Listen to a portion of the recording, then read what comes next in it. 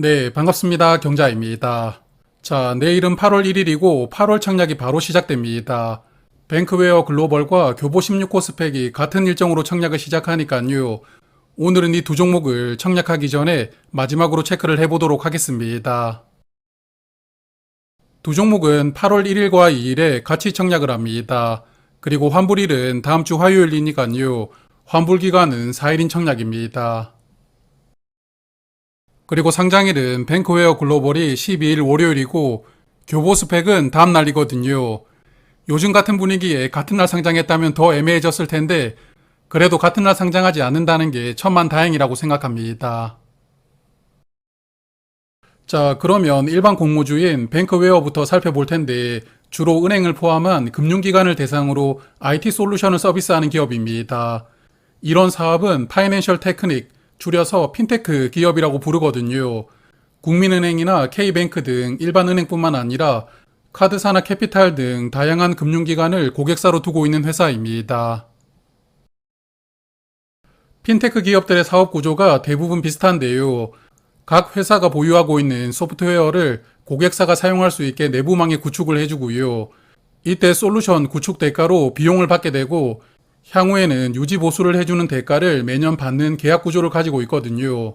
그리고 작은 금융기관의 경우에는 내부망에 IT 솔루션을 설치하지 않고 클라우드 기반의 구독 형태로 소프트웨어를 이용하는 경우도 있거든요. 이런 기업들은 구독 요금을 연 단위로 계약을 하고 지불하는 형태라고 합니다. 그리고 뱅크웨어는 국내뿐만 아니라 해외 시장 진출도 적극적으로 추진을 하고 있는데요. 현재 중국과 일본은 현지 업체와 제휴해서 진출을 해둔 상태이고 향후에는 동남아 시장에도 진출하는 것을 목표하고 있더라고요. 다만 국내에서도 경쟁이 치열하지만 해외에서는 쟁쟁한 글로벌 IT 기업들과 경쟁을 해야 되거든요. 그런데 이 종목의 브랜드 밸류로 경쟁력을 확보하기가 조금 어렵지 않을까 생각도 되었습니다. 자, 그리고 실적을 보니까 그다지 좋지 않았는데요.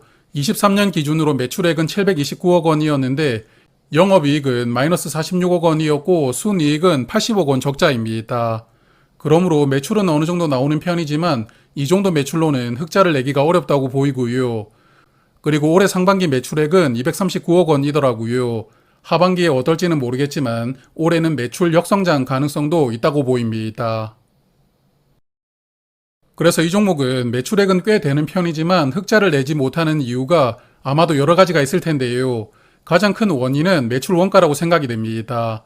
평균적으로 매출 원가가 90% 넘어가고 있는데 증권신고서에서 설명하기로는 코로나 영향으로 제작 기간이 길어지다 보니까 매출 원가가 늘어났던 프로젝트가 있었다고 설명하고 있었습니다.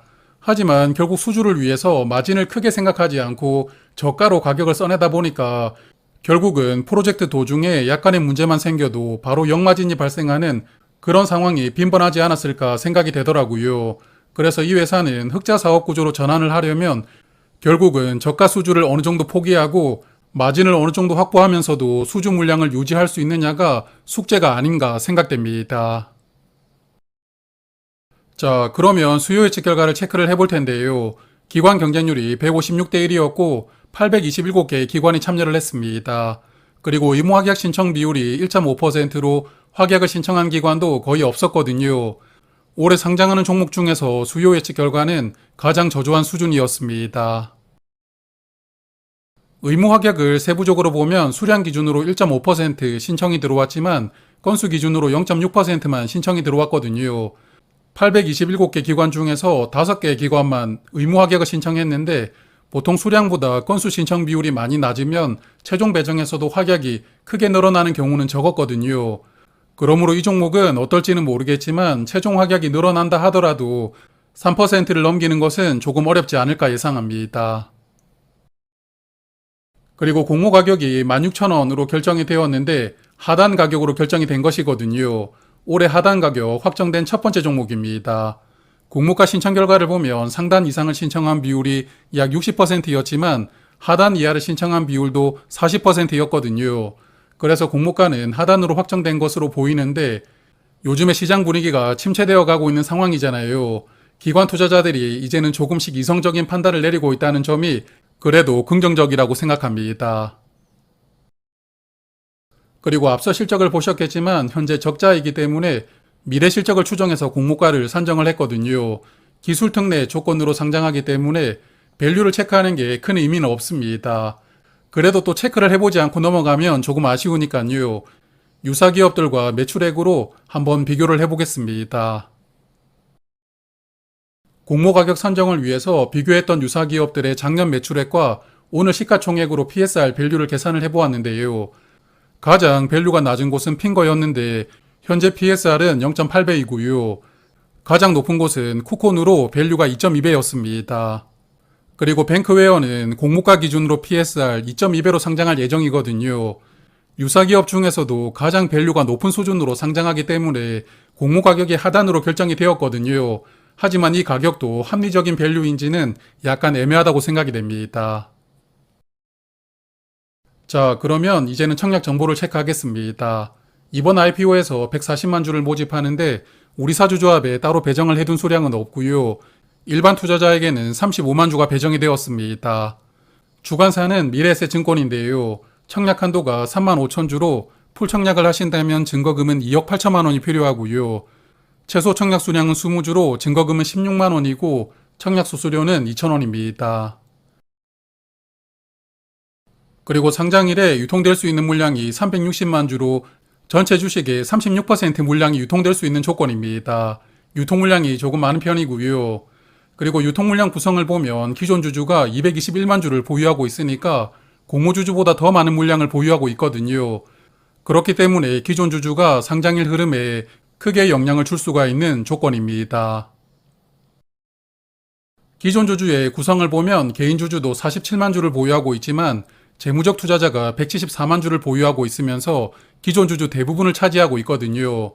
그러므로 재무적 투자자들이 상장일의 흐름을 만들면서 물량을 정리해 줄 수 있느냐가 중요할 것 같은데요. 그렇지 않다면 기존 주주가 공모 주주보다 물량을 더 많이 가지고 있다는 부분도 약간 리스크라고 생각됩니다.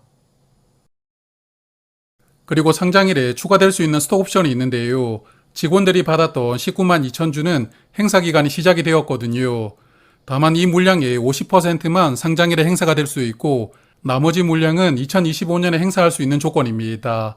그러므로 상장일에 최대 9만 6천 주 정도가 스톡옵션으로 추가될 수가 있는데 행사 가격이 1667원입니다. 직원들 대부분은 행사에서 매도할 것이라고 예상하고요. 9만 6천 주는 전체 주식의 1% 정도 비중이거든요. 많은 물량은 아니지만 그래도 유통 물량 조건이 좋지 않은 상황에서 여기다가 스톡옵션이 더해질 수 있는 조건이거든요. 그러므로 물량이 더 늘어날 수 있는 조건이기 때문에 이런 부분도 조금 부정적이라고 생각합니다. 자, 그러면 뱅크웨어는 일단 여기까지 보고요. 이제 교보 스펙 16호를 체크하겠습니다. 580만 주로 116억 원을 모집하니까요. 중형 사이즈 종목이고 공모가는 2,000원입니다. 주관사가 교보증권인데요. 일반 고객은 7만 2천 주까지 청약할 수가 있고 풀 청약을 하시려면 증거금은 1억 4,400만 원이 필요하고 그리고 최소 수량은 10주이거든요. 하지만 교보증권 계좌를 보유한 분들이 그렇게 많지 않을 것이라고 생각합니다. 그러므로 균등으로 10주 이상 받을 가능성도 있기 때문에 균등 청약만 하신다 하더라도 20주나 30주를 청약하시는 게 좋을 것 같고요. 그리고 교보증권이 예전에는 청약 수수료가 1,000원이었던 것 같은데 이제 2,000원으로 다른 증권사와 비슷합니다. 그리고 수요 예측 결과를 보면 1830개 기관이 참여를 했고 기관 경쟁률은 1086대 1이었거든요. 기관 참여 숫자나 경쟁률이 최근 스펙들과 큰 차이가 없었기 때문에 이번 종목도 수요 예측 결과는 무난했다고 생각합니다. 최근에 스펙들도 상장일의 시세가 많이 축소가 되었지만 그래도 기관 투자자들 스펙 청약을 아직 할만하다고 판단하는 것 같은데 적극적으로 청약을 신청하는 상황이라고 보입니다.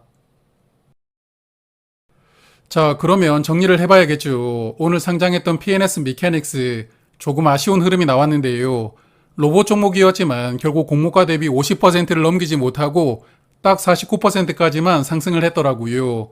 최근에 상장한 종목들을 보면 SK 스펙을 제외하면 공모가 50%를 넘어갔던 종목이 없으니까요. 이제는 공모가를 50% 넘기는 게 쉽지 않은 분위기입니다. 그리고 장 초반에 시초 가격 대비 주가가 거의 상승하지 못하는 흐름이 계속 나오고 있으니까요. 시초 가격이 높게 떠서 시작하는 것도 점점 어려워지고 있는 상황입니다. 그리고 뱅크웨어 글로벌은 올해 상장한 종목 중에서 가장 적은 기관수가 수요 예측에 참여한 종목입니다. 지난번에 그리드위즈가 1098개로 가장 적었는데요.